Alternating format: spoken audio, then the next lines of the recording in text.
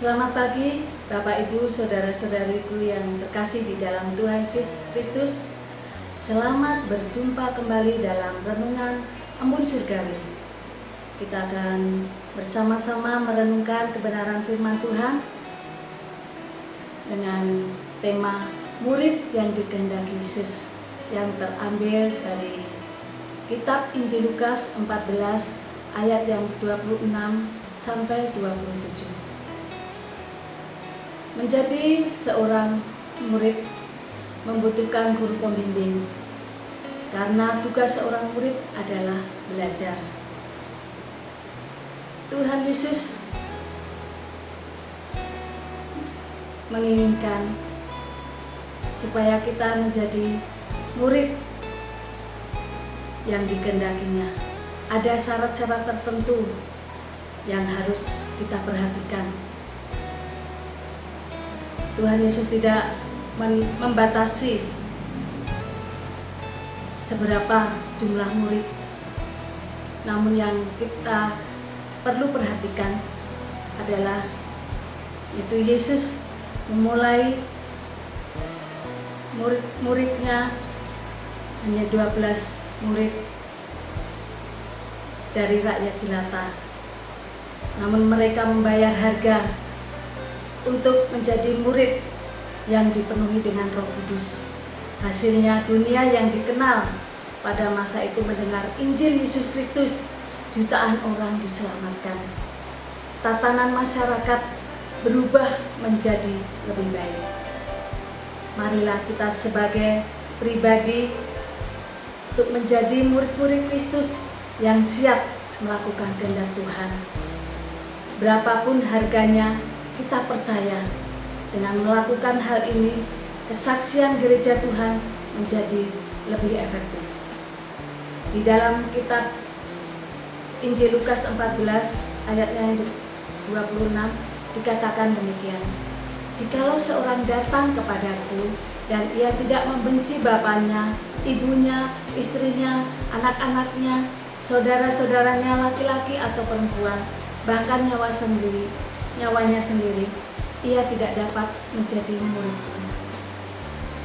Saudaraku yang dikasihi oleh Tuhan Yesus Kristus, membenci saudaranya, bapaknya, ibunya, bukan berarti membenci tidak suka, tetapi membenci dalam arti kita harus mengasihi Tuhan, mengutamakan Tuhan lebih dari yang lain. Bahkan Yesus mengajarkan kita harus mengasihi Tuhan dengan segenap hati, mengasihi saudara-saudara kita.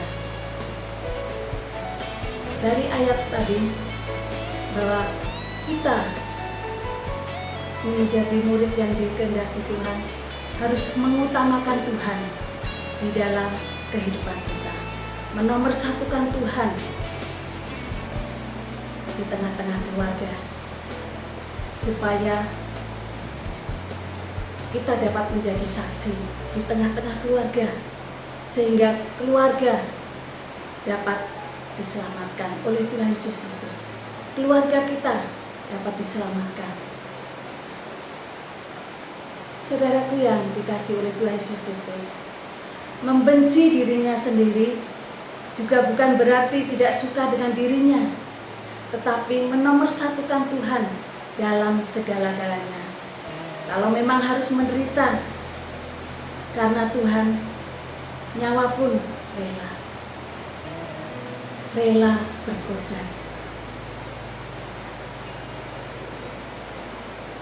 Mari kita memperhatikan saudara-saudara kita supaya mereka boleh menjadi murid Tuhan. Kita dapat bersaksi kepada mereka. Ayatnya yang ke-27 dikatakan, barang siapa tidak memikul salibnya dan mengikut aku, ia tidak dapat menjadi muridku. Saudaraku yang dikasihi oleh Tuhan Yesus Kristus, mari kita perhatikan ayat yang ke-27 ini. Mengikut Yesus harus berani memikul salib, artinya harus berani bertanggung jawab untuk melakukan pekerjaan-pekerjaan yang Yesus lakukan, yaitu kita harus memberitakan Injil kepada semua orang agar mereka diselamatkan, menolong orang yang lemah, baik lemah secara iman, lemah secara ekonomi, dan juga orang-orang yang membutuhkan pertolongan kita, mendoakan orang sakit. Bahkan walaupun apa yang dikehendaki Tuhan, nyawa pun kita rela berkorban untuk Tuhan.